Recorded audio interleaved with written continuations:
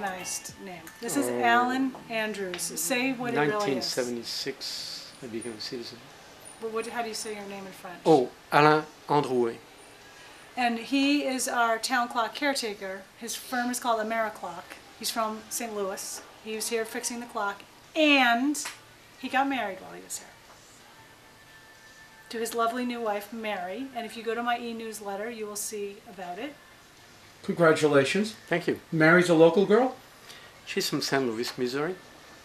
Okay. So Alan has fixed the town clock, well, maintained it when he was here, and the old clockworks are at the NHA, at the Whaling Museum. So he fixed those two, and they're working over there. Yes. You can watch them. All right. So let me ask you, Alan, when did you actually start doing this? This work here for us, anyway. For you, I started in the 80s. A gentleman from the island, Rockshall, I can't remember his name, used to buy parts from us all the time. And at that time, my company was located near Boston. And in late 80s, early 90s, Libby Oldham got hold of all the files and found out our name all over and called me and asked me what was going on. And I said, I'm sorry, we just sell parts that these people order. She said, would you mind coming? And I said, fine. I'll come over, no charge, and we'll discuss the project.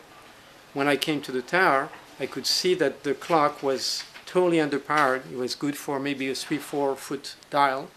You had a pile of metal shavings about 1 inch tall underneath the clocks. And the bell, every time you put the light on in the tower, rang. And things were not good. This was the one in the Unitarian Church? Yes. So I went back home, made a proposal, and a year later it was accepted. There was a bid going out, and we came here August 2002. And after 10 days, we were able to take everything down, put the new one in place. And I think now, how original, I need to ask you this, how original is that one up there? I mean, as far as, you know. Which one? The Unitarian. Is that an original? Are the workings, I don't understand, I mean, are the parts? No, this is an electric clock. It's an electric clock. Now it is. Which is controlled by a master clock controller, which is regulated by a GPS system. Oh my goodness. And so is the bell.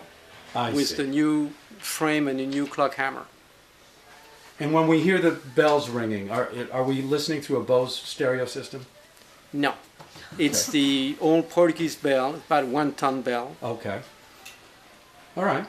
And how's it running? I mean, how often do you have to work on it? And obviously, if it's an electronic, you probably don't have to come here that often.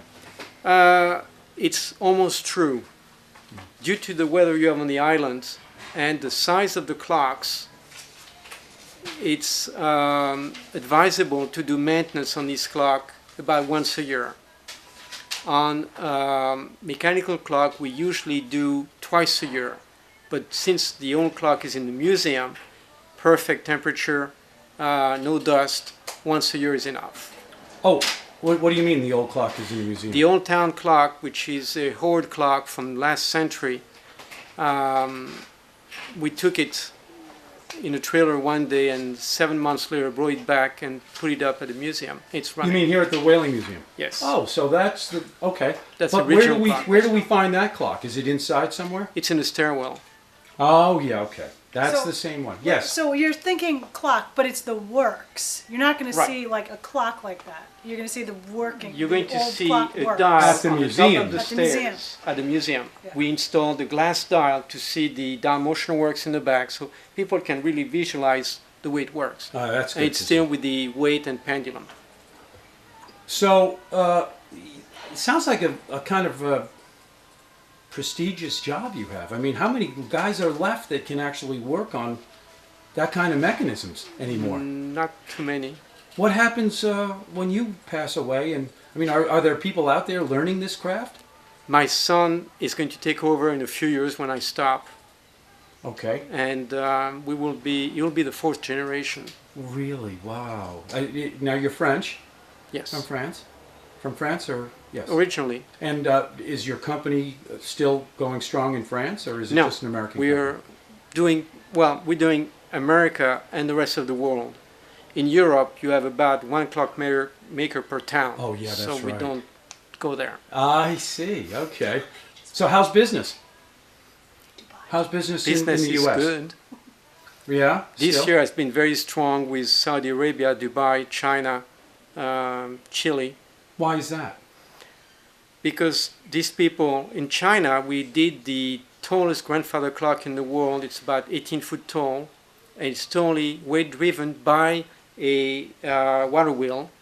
You did it? Yes, Cool. and you'll be able to see that we're redoing our website because we had not downloaded pictures for a while. But when James asked them, "Why did you have us do the clock for you?" and the Chinese man there said, "Because we wanted a very good quality." So it took us over a year to make it, but it's pretty good. By the way, did you see that movie that Martin Scorsese made about did the you- kid that lived in the clock in Paris? Hugo. Hugo. Charlie's thing? I love that movie. These guys have 4 12-foot dials. Yeah, he They emailed it went yesterday. to Bahrain last year. How big are those? You can't really tell by 12 scale. feet in diameter. So we did them in half Okay, to be able that's to fine. put in I the just- container. I haven't see. looked Oh at my it yet, so I gosh, just wanted look to make at sure that. it got added. And where do you build these? In our works in St. Louis, In St. Louis, yeah. in Baldwin, Well, how long are you sticking around for? leaving tomorrow morning. Okay. Well, thank you for being here and fixing our clocks. You're welcome. Nice to meet you. Nice meeting you too.